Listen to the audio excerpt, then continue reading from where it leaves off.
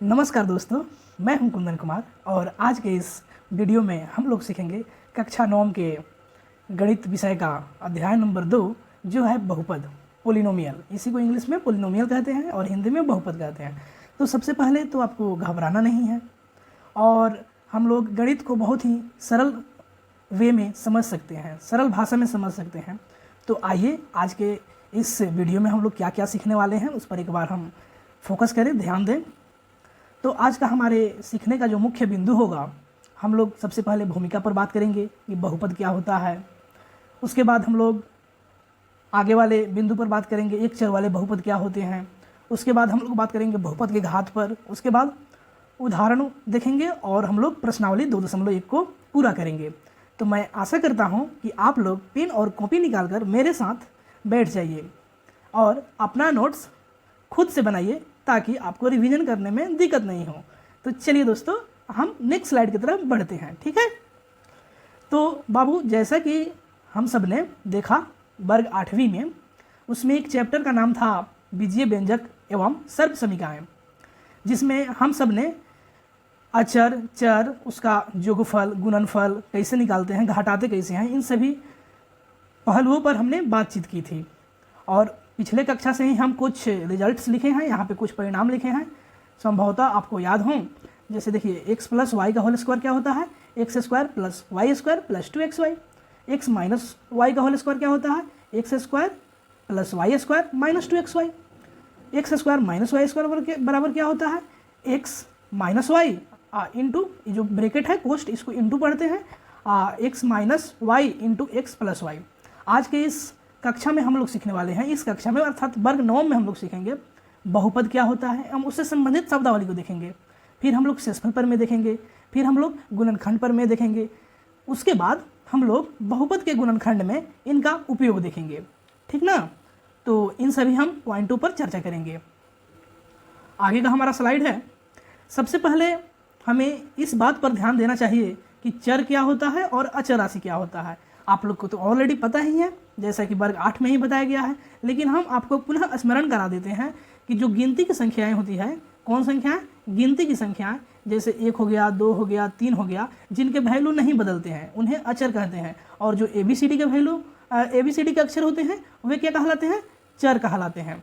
चर मतलब जिनका वैल्यू बदल जाए, सिचुएशन, परिस्थिति, समय, काल, देश के अनुसार जिनका वैल्यू बदल जाता है उसे हम चर कहते हैं, और जिसका वैल्यू नहीं बदलता है उसे अचर कहते हैं। हम जैसे देखिए, 5 आप कहीं भी ले लीजिए तो 5 का वैल्यू तो 5 ही देगा, लेकिन x का वैल्यू हो सकता है किसी प्रश्न में 4 आए, किसी में 3 आए, किसी में 2 आए। यह प्रश्न पर डिपेंड करेगा, प्रश्न पर यह आश्रित है x कि x का मान क्या निकलेगा। जैसे आप देखिए, x का वैल्यू बदलते रहेगा, 5 का वैल्यू नहीं बदलेगा। ऐसे हमारे समाज में भी 2 प्रकार के लोग होते हैं। एक वे लोग होते हैं जो अपने बातों से बदल जाते हैं, और एक वो लोग होते हैं जो नहीं बदलते हैं, एक बार बोल दिए तो वहीं अचर होता है।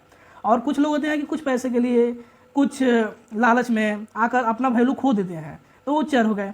तो आप जब मैथ को समाज से कनेक्ट करके देखिएगा तो मैथ आसान लगने लगेगा, ठीक है। चर कहने से ही तात्पर्य निकल रहा है जो बदल जाए, ठीक। तो अब हम आइए नेक्स्ट स्लाइड में चलते हैं।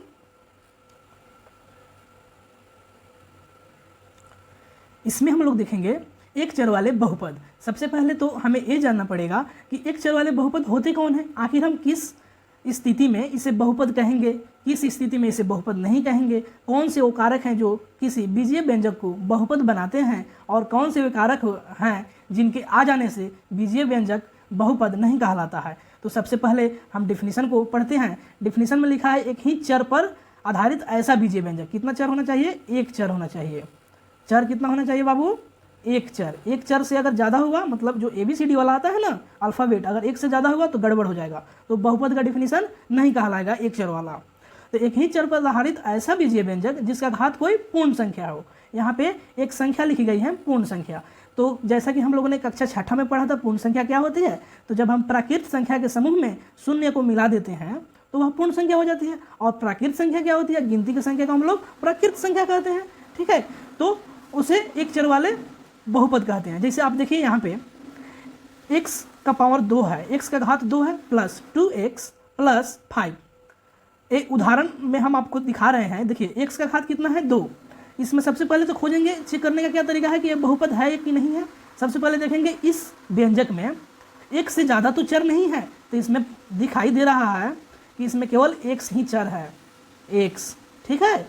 और इसका हम घात जब देख रहे हैं तो घात 2 है, प्लस जोड़ 2x, यहाँ x का घात 1 है, प्लस 5, और 5 के बाद कुछ भी नहीं लिखा हुआ है। इसका मतलब ये हुआ कि x का घात 0 है, और हम लोग जानते हैं x का घात 0 बराबर कितना होता है, 1 होता है। तो 5 में 1 से गुना कर देंगे तो 5 ही आएगा, ठीक है। इसी तरह हम नेक्स्ट एग्जाम्पल देख सकते हैं, y का घात 3 घटाओ 5y प्लस 4y का घात 0। इसमें भी आप देखिए जो हमारा चर है वह y है, और इसका इन सभी y का जो घात है वह क्या है, पूर्ण संख्या है। अगर एक भी y का घात अगर पूर्ण संख्या नहीं होता है, अर्थात कोई संख्या का घात, कोई चर का घात माइनस में आ जाता है, तो वह बहुपद के डिफिनीशन को, बहुपद के परिभाषा को गलत कर देगा और वह बहुपद नहीं कहलाएगा।